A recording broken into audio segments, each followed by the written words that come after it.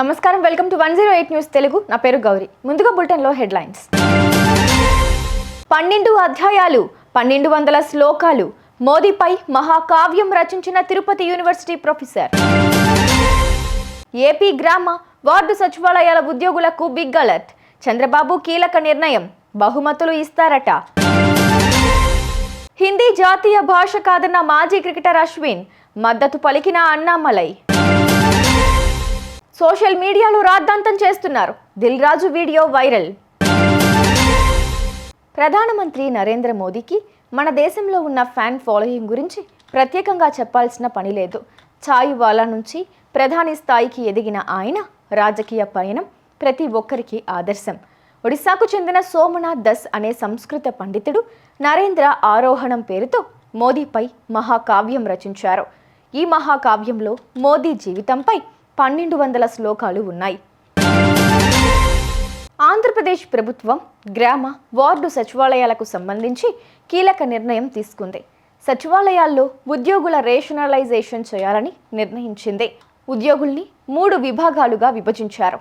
వీరిని multipurpose functionaries, technical functionaries, aspirational సెక్రటరీలుగా ఉంటారు. రాష్ట్ర వ్యాప్తంగా గ్రామ వార్డు సచివాలయ ఉద్యోగులు కొన్ని చోట్ల ఎక్కువగా, మరికొన్ని చోట్ల తక్కువగా ఉన్నారు. దీంతో ప్రభుత్వం రేషనలైజేషన్ చేయనున్నారు. తమిళనాడులో మరోసారి హిందీ తమిళ్ వివాదం నెలకొంది. ఓ కార్యక్రమంలో పాల్గొన్న భారత మాజీ క్రికెటర్ రవిచంద్రన్ అశ్విన్ హిందీ, ఇంగ్లీష్, తమిళ్ భాషల గురించి మాట్లాడారు. ఈ సందర్భంగా హిందీ జాతీయ భాష కాదని, కేవలం అధికారిక భాష మాత్రమేనని వెల్లడించారు. దీంతో ఆ వీడియో క్లిప్ కాస్త సోషల్ మీడియాలో వైరల్ కావడంతో తీవ్ర దుమారం రేపింది. హిందీ భాషపై అశ్విన్ చేసిన వ్యాఖ్యలు సరికావని చాలామంది నెటిజన్లు మండిపడుతున్నారు. అదే సమయంలో మరికొందరు మాత్రం అశ్విన్ను సపోర్ట్ చేస్తూ కామెంట్లు చేస్తున్నారు. దీంతో ఈ వివాదం తీవ్ర దుమారానికి కారణమయ్యింది.